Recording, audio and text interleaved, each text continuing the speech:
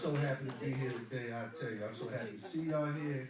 I'm originally from New York, my brother Carrie over here. And I'm a true blue New Yorker, but I gotta tell you, I've been down here for 4 years, a little bit more than 4 years, but I gotta tell you, I love me some North Carolina. I ain't gonna lie. I can't lie to you, I love me some North Carolina. I mean, sometimes I just want to get everybody in North Carolina, get one big group hug, you know what I'm saying? Just like that. And I'll tell you why, there's some reasons why.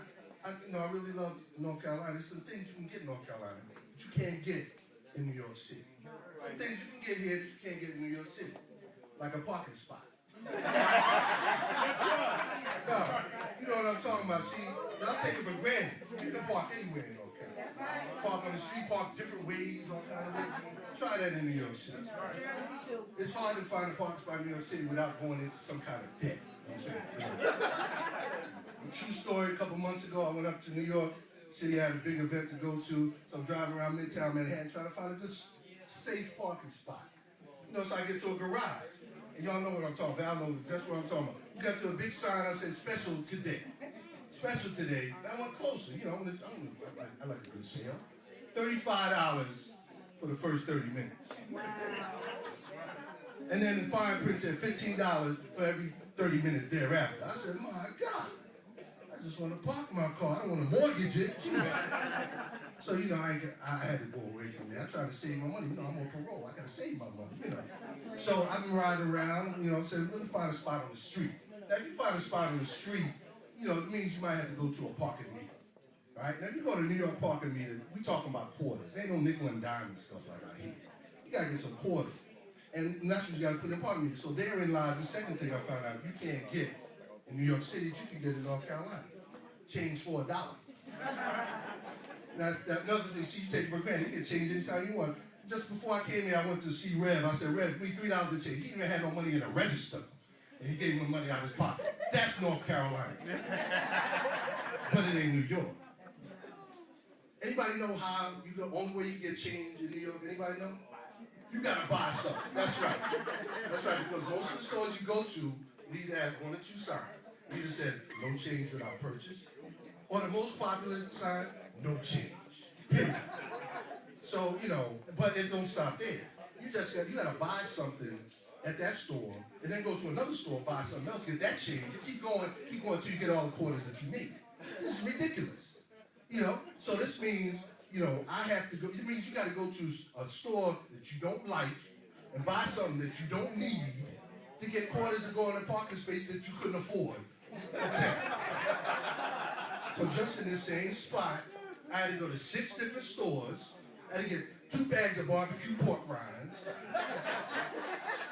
3 packs of Ding Dong, and a 40-ounce bottle of Coke 45 malt liquor, just to get the $3 and quarters I need for the 60 minutes in the parking meter. I know, I should have spent the $35. That's right. Saved me the trouble. So, you know, but one of the biggest reasons I love North Carolina is I've had a number of milestones since I've been down here. Earlier this year, I turned 50 years old. I'm very happy about it. Thank you. And a couple of months ago at my job, I was recognized for being on the job 25 years at the same company. Thank you. And the most significant accomplishment, just a few months ago, my lovely wife and I celebrated a wedding anniversary. 8 years of happy marriage. That's out of 18 total years of marriage, so. No, I'm just playing. She's laughing. I'm just playing. Marriage is a beautiful thing. It's a beautiful thing, like my man just came up and told us. It's a beautiful thing.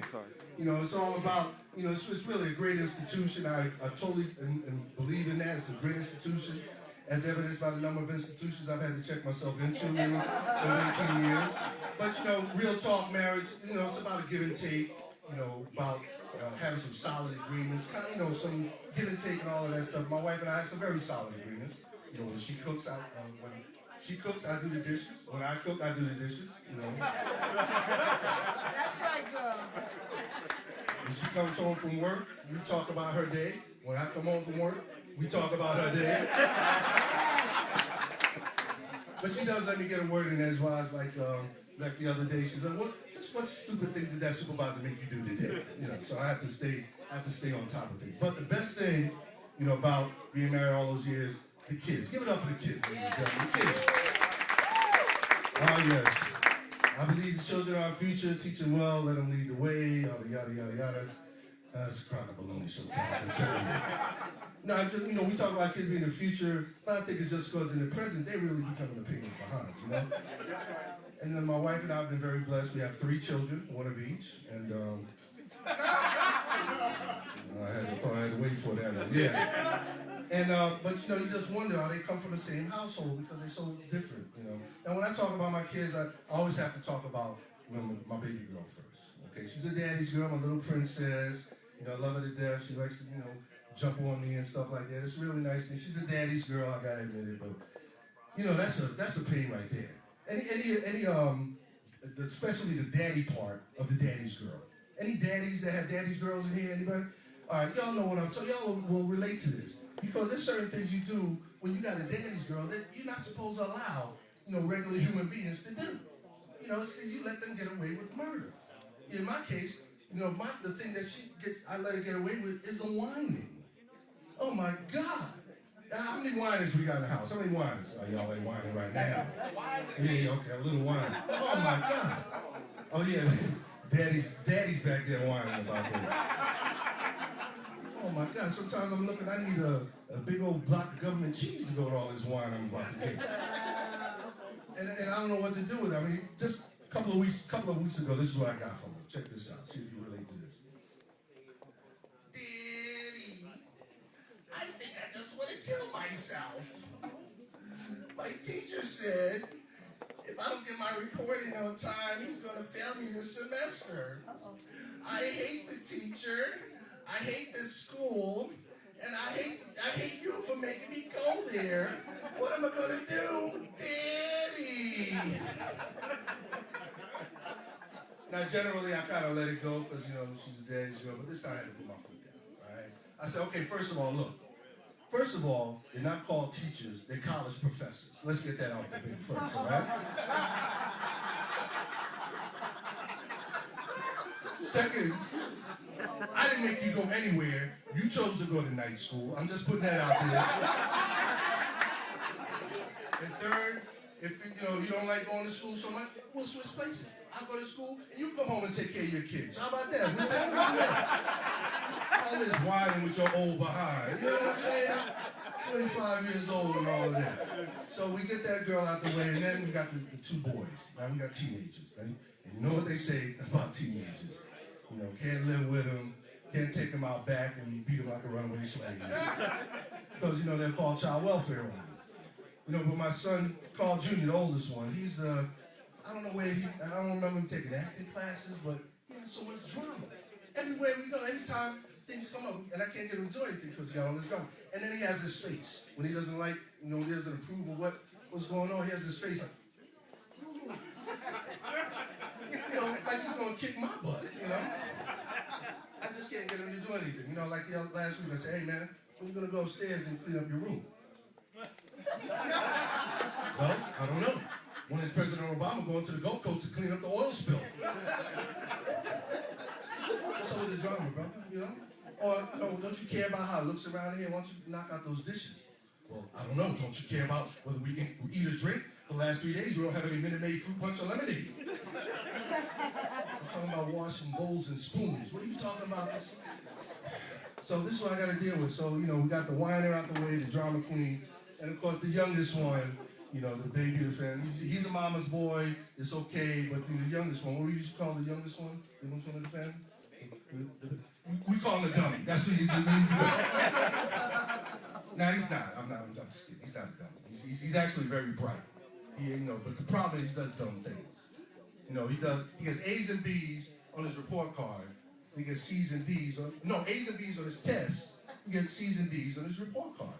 Now, why is that? Because he doesn't do his homework. Now, that's just dumb. That's just dumb. Now, but what's even dumber is when I go to him, hey, man, why come you're not doing your homework? And that's when he thinks he's my boy. You know, he's coming up to me, hey, Pops, check it out, man, check it out. What had happened was, like, I did the homework, right? I just said turn it in, you know? like he talked to me about, he talked about homework in class, and he had asked for it specifically. You know, you got to be specific about it. You know what I'm saying? And you know, the problem really is, we can't communicate with him. We've been having problems communicating with him. And we've been having trouble with this. I had to do what any responsible, normal, concerned parent would do. I texted him. That's what I had to do. I had to text him. Yeah. So, you got to talk to him in his language sometimes, because, they don't go through the regular school. So, I got on the text, and I was like, okay, the letter U, we got the character count we got to be concerned with. U, little SOB. Can I say that? Little SOB. Don't do your homework again, and I will jack you up. LMAO. I tell you, the teenagers, you can't live with them. You can't kick them down a flight of steps, because they call child welfare on you. That's my time. I appreciate it. Thanks for that.